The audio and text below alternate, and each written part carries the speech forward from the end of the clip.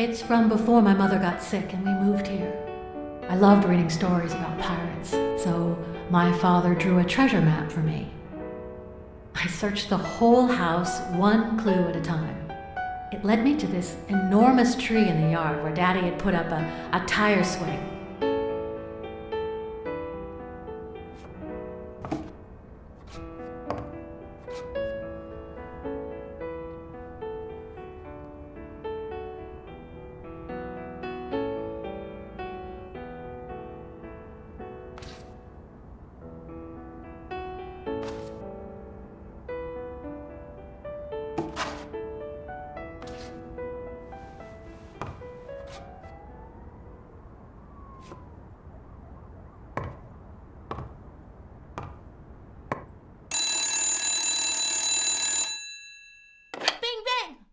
Hello, Smirnoff residence.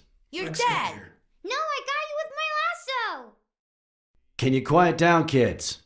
Dunn got killed for stirring the hornet's nest.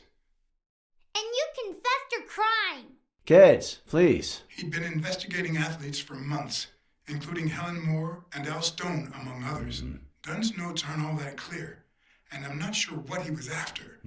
But I'd say we're facing a widespread corruption case. Well, if you're right, that could be some dangerous evidence. Bring it here ASAP. Sure, but there's something important that I need to finish first.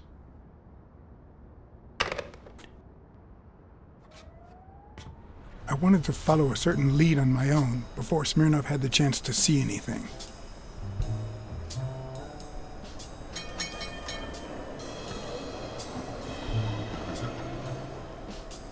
According to his notebook, Dunn had seen Craig Spano at Sam's diner just 4 days before his death.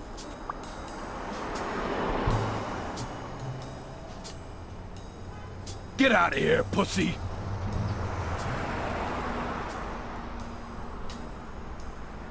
I'm sorry about what happened to Mary.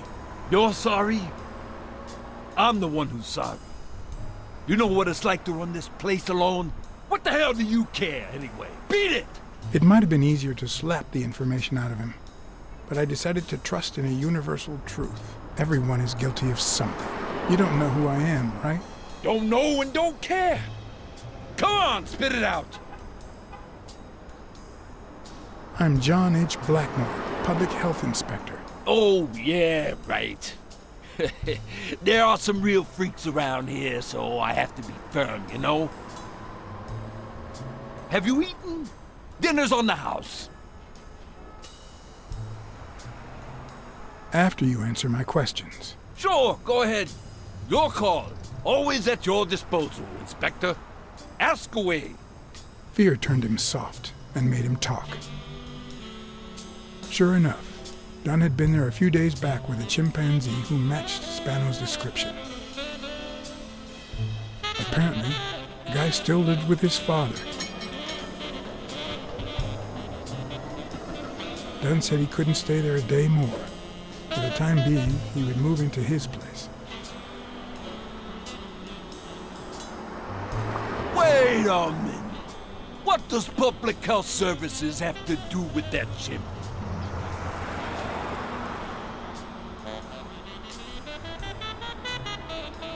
The chimp died of food poisoning, But wait! He didn't even eat! which is even worse.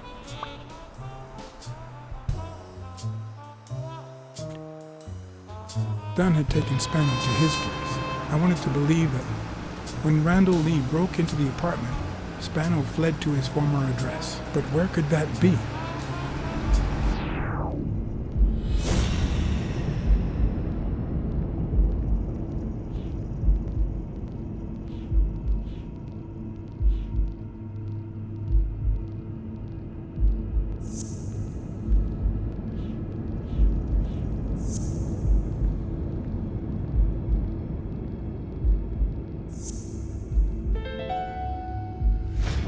I gotcha.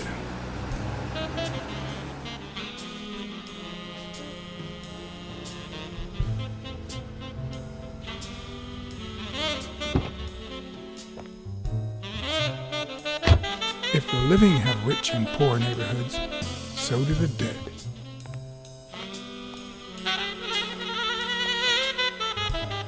mid-19th century, Greenwood became the resting place to the city's most distinguished citizens. Thinkers, scientists, writers, inventors, artists, businessmen, politicians, police officers, thieves, pimps, and murderers.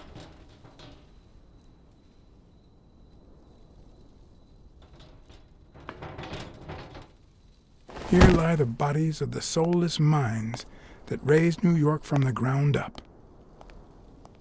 Now you know where to go to become somebody in the Big Apple.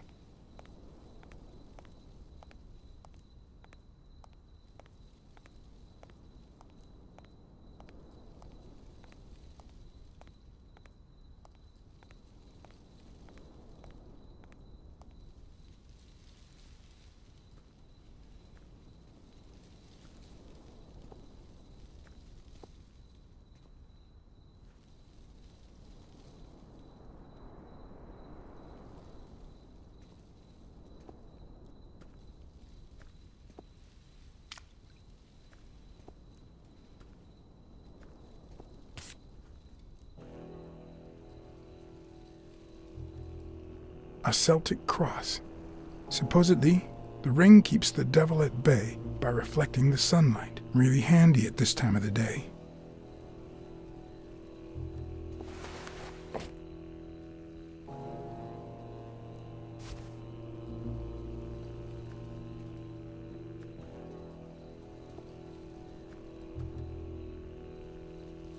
According to the book I found at Dunn's place, fans of the sport leave baseballs on Bradwick's tomb to pay their respects. It's strange that I don't see any. Maybe they're gone with the wind, or somebody claimed them as part of their inheritance.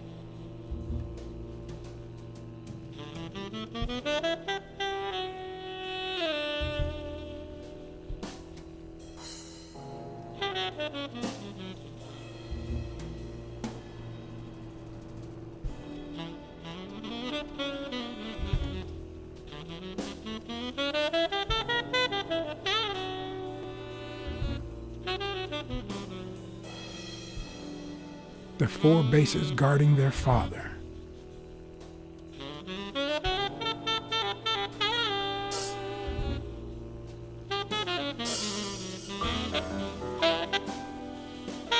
Still hot.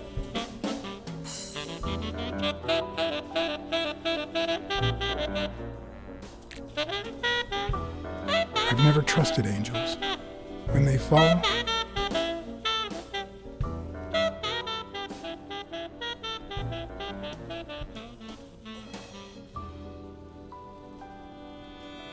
they turn into demons.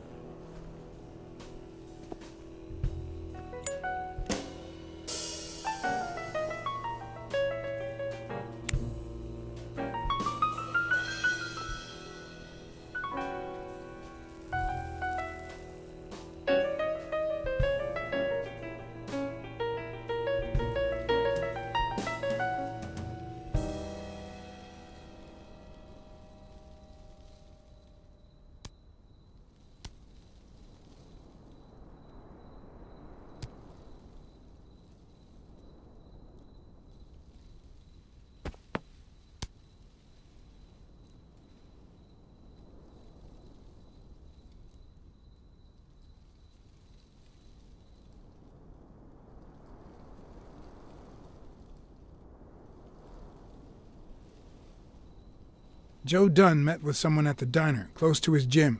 Then he took that person to his house, so that he didn't have to live at the cemetery. I would have never guessed the person's identity.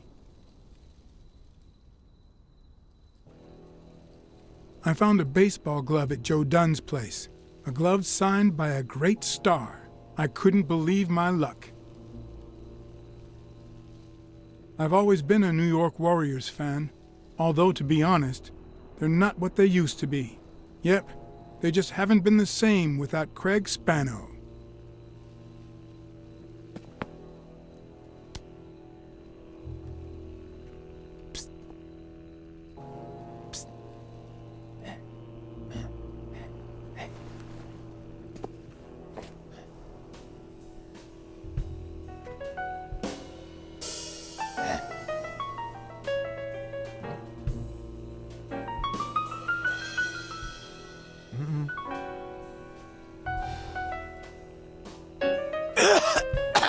Marley's are the absolute worst.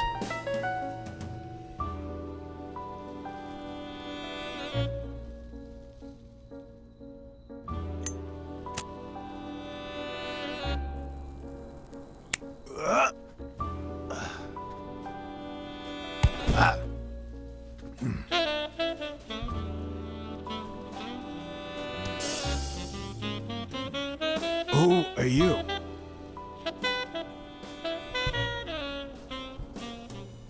I'm John Blacksad, private investigator. How's Joe? One question at a time. It's my turn.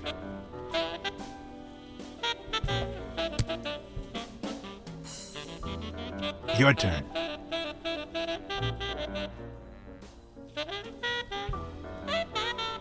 Why are you hiding here? Because I fear for my life. Because this is the only place where I feel safe. Because Joe took me to his home. But they went looking for me there too. What did he want from you? And who wants to kill you? One question at a time.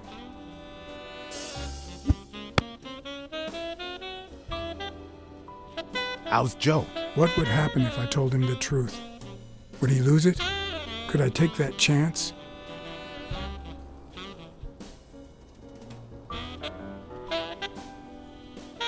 Joe Dunn is dead. Murdered. I told you, Joe. How did it happen?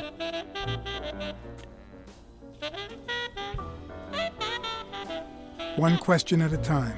My turn.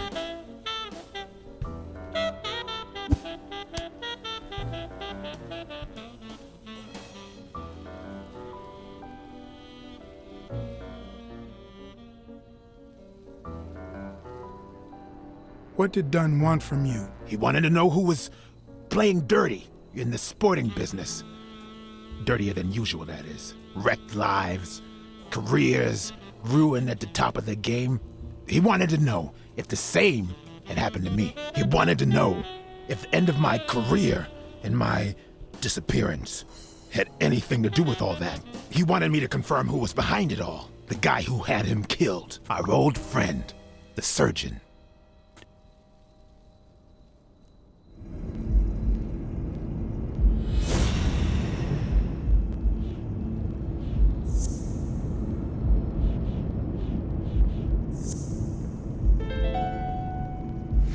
Is Mitchell the surgeon? Is he the person behind all of this?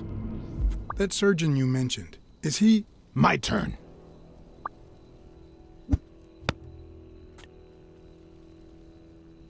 I want to know why I should trust you.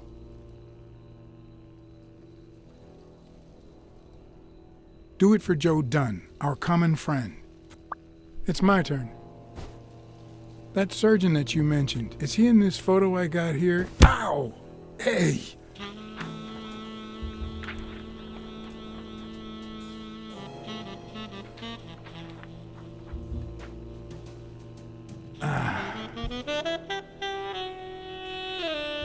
Hey, that toss was...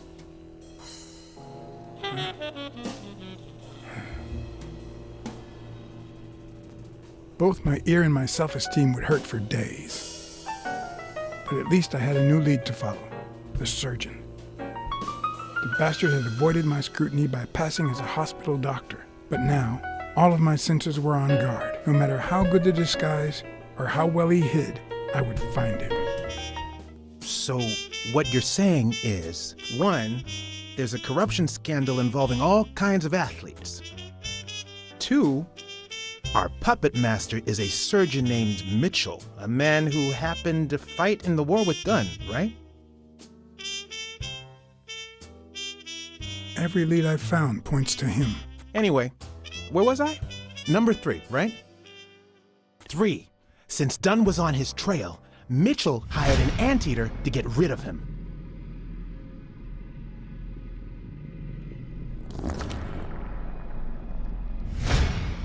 Then, since you were also shaking the wasp's nest, he went after you.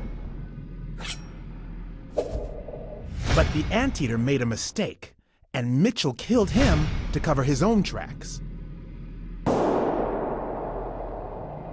And, wait, 4. The key to all this lies with a common friend of Dunn's and Mitchell's, Craig Spenow. Do you really trust him?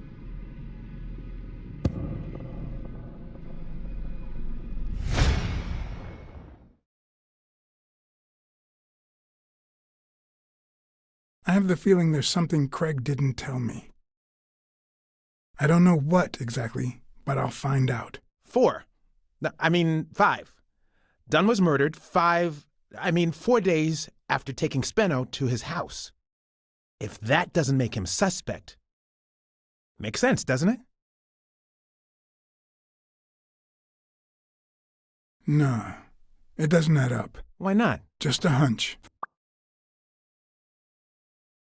Let's follow up with the suspects. You told Smirnoff that you're starting to have second thoughts about Yale's innocence. But what about O'Leary? 6.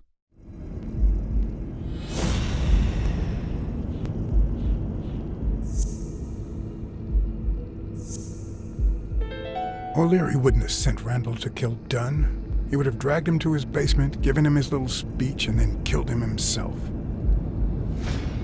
Nah, I know O'Leary, and he wouldn't have sent a hitman. He would have taken matters into his own hands. What about Cassidy? 7, right?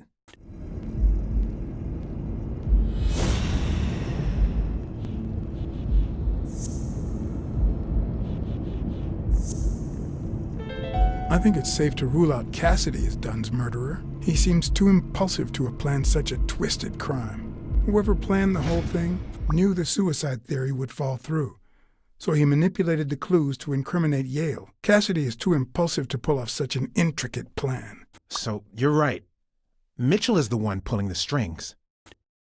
And you know why? Because in novels, the murderer is always someone the detective knows from the beginning. Well, that could be the case in British novels.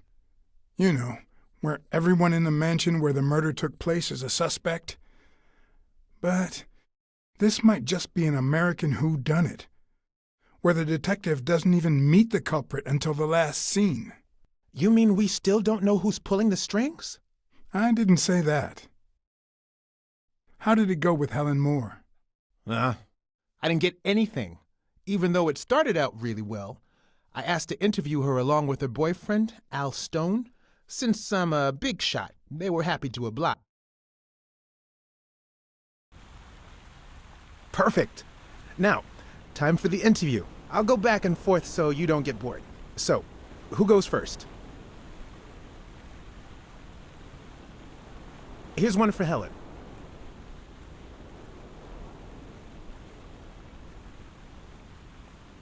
What can you say about the rumors that claim you were in a relationship with Desmond O'Leary? Oh, honey. It would be such a shame to mention that shady character in your article, wouldn't it? Well, why? I'm sure your newspaper would hate to fire someone as talented as you. Oh, okay, now. Here's a question for Al.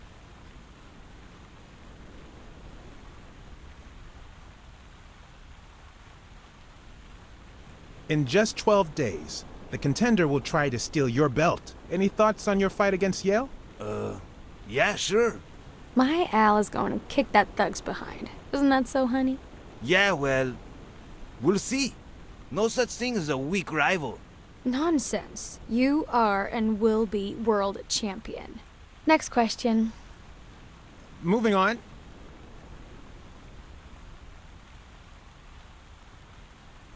Okay, Helen. Dating a boxer can be dangerous. Aren't you afraid that those blows to the head will take a toll on his intellectual capacity? Honey, take a look at my man and then look at yourself. You really think I'm with him because of his intellectual capacity? Helen! Write this down. Nothing will change my man. His smarts, manliness, and integrity are all boxing proof. Now what? Here's one for both of you.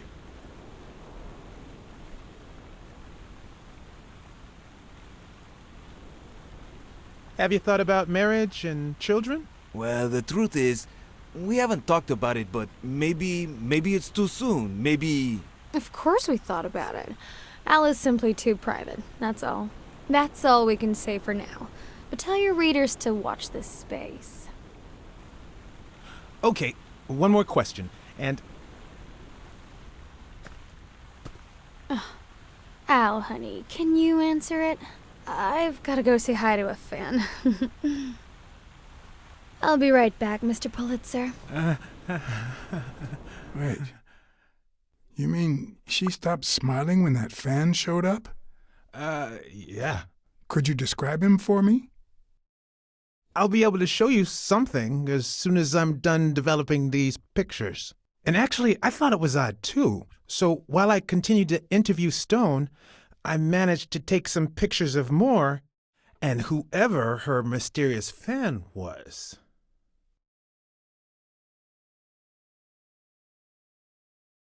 All right, so where were we?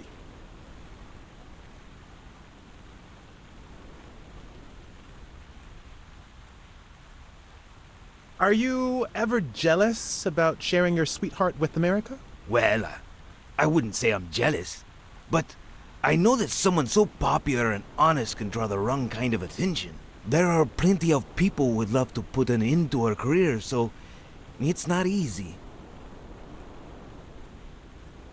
In just 12 days, the contender will try to steal your belt. Any thoughts on your fight against Yale? Well, supposedly the odds are in my favor, but there's no such thing as a weak rival. And, you know, Bobby Yale might be young and going through a rough patch, but he's had an amazing streak, so I'll do my best. Your manager is Frank Cassidy, president of the Boxing Managers Association of New York. According to him, only boxers working with member managers should be allowed to compete. What do you think about that? Cassidy is a great manager, really. No complaints there. And the work he's putting in as president of the association is really valuable. But, I don't know, maybe in this case, Joe Dunn was right. Wait, no. Could you keep that last comment off the record? You know, on the down low. My lips are sealed. Let's get that picture taken.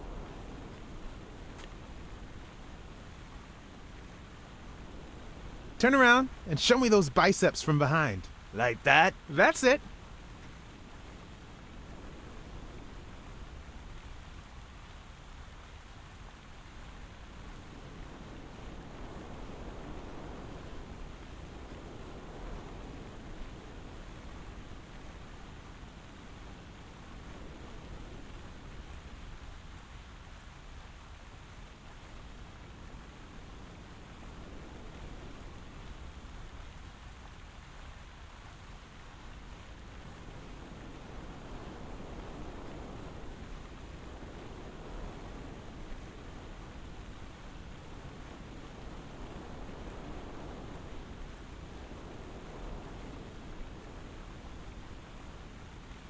Wait, I accidentally moved. Stand still.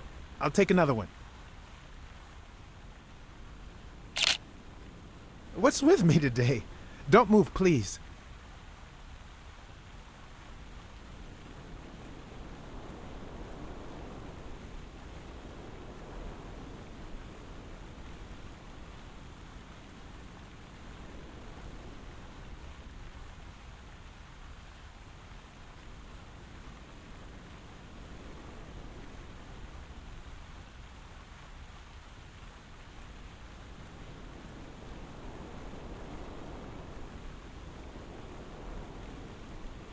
Now we got it. Should we keep at it? I'm going to take one more, all right? Let's see what you think about this. Close your eyes and rest your chin on your fist. The boxing thinker. Like these? Exactly. What's up with me? Stand still. I'll take it again. I can't seem to get it right. Don't move. It's about time. Finally, we're all set. Wait. So, are you telling me the photos are developed? Or is that what you said to Stone? Both. Just look.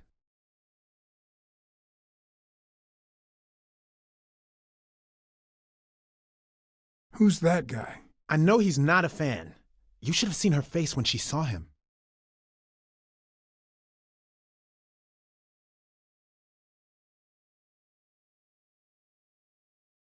Look at his hand. Is he pulling something out of Moore's purse? Or putting it in? That's a decent picture, but it doesn't tell the truth. Huh? Of course it's the truth. I was there. Stone isn't as strong as he looks, and Moore certainly doesn't need him to lift her up.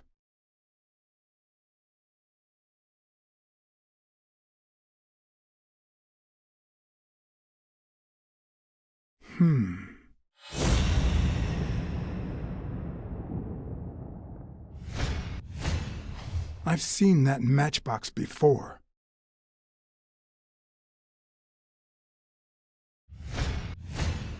Wait, that's him. Who? Mitchell, the surgeon. Seriously?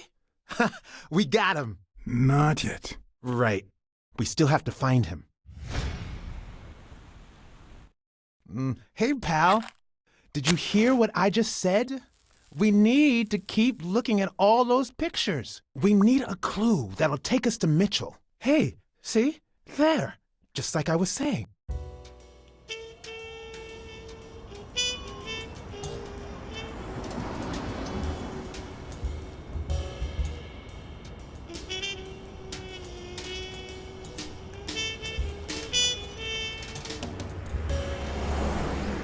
Brawls aren't even the worst part of my job. Sure, you may take a beating, but at least you get the chance to defend yourself. But when you're sitting in your car all night, there's no way out.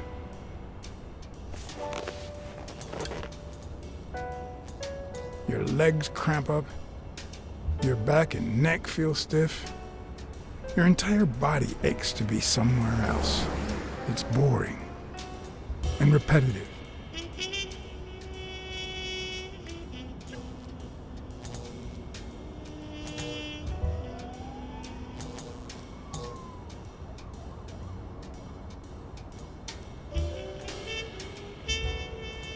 People were finally leaving the place. The bar was about to close.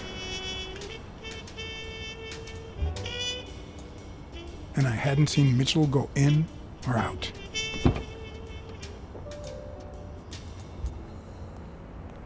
I had no choice.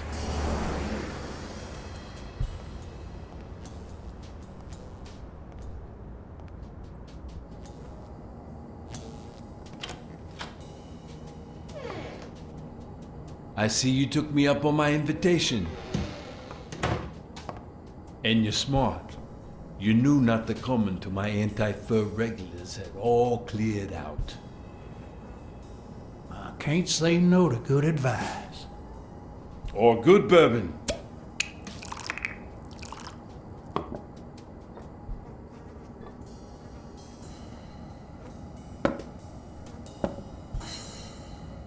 Here's looking at you, Mr. What was your name? As far as I knew, La Iguana always stayed neutral. He played poker with Cassidy. But his joint was used as a gambling drop-off for O'Leary's operation. Did it make sense to keep faking it? Or was it too dangerous not to?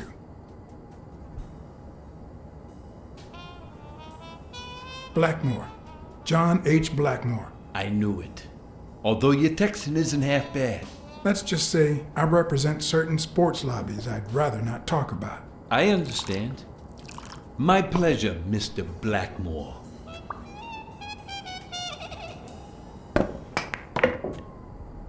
You're natural. You're even better at pool than poker. This is much easier. No one can cheat. You barely flinched when Cassidy decided to teach that ego a lesson. What do you want me to say?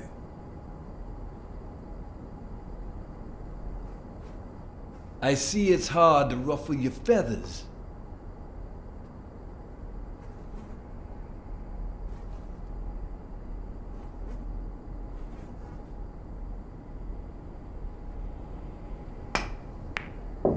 Damn it. Well, nobody's perfect. Tell me, what do you really want with Cassidy? I just don't understand your motives. The truth is, I represent certain interests which make Desmond O'Leary my enemy. If you know anything about their rivalry, I rest my case. Don't worry about it. I was only curious. So, what about me? What do you want from me? No one comes to La Iguana just to drink and play pool. I'm looking for one of your regulars, Dr. Angus Mitchell. What for?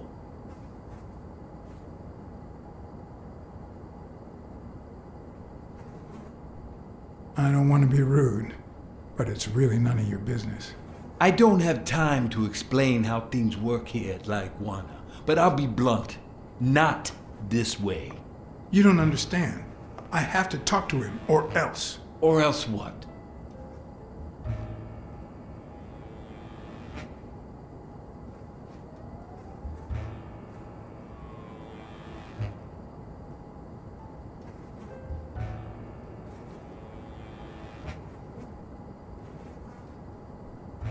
I've got friends in high places. Friends you don't want to meet. Oh, and you don't think I do? You think this dump would still be open otherwise? Please, cut the crap. Anything else? You'd be losing your chance to make a pretty penny. I know how to reward my allies. You think I'd spend my time in this dump if all I cared about was the money? Please, cut the crap. I hate to say this, but you're running out of options. I don't think Cassidy would be too happy about the role his poker buddy plays in O'Leary's gambling operation. I'm sure you understand that. Son of a bitch. Ha ha ha. All right. Give me your phone number, and I'll give you a call when Mitchell shows up. No. You're gonna call him right now, and you're gonna give him this message. But when you're sitting in your car all night, there's no way out.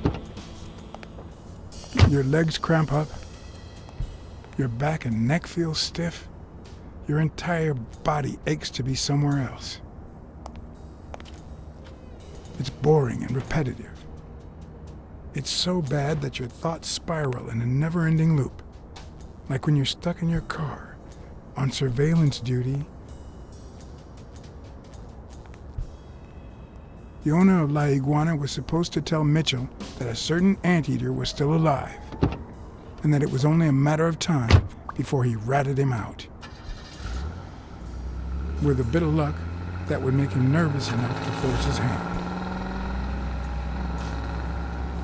Now all I had to do was follow him.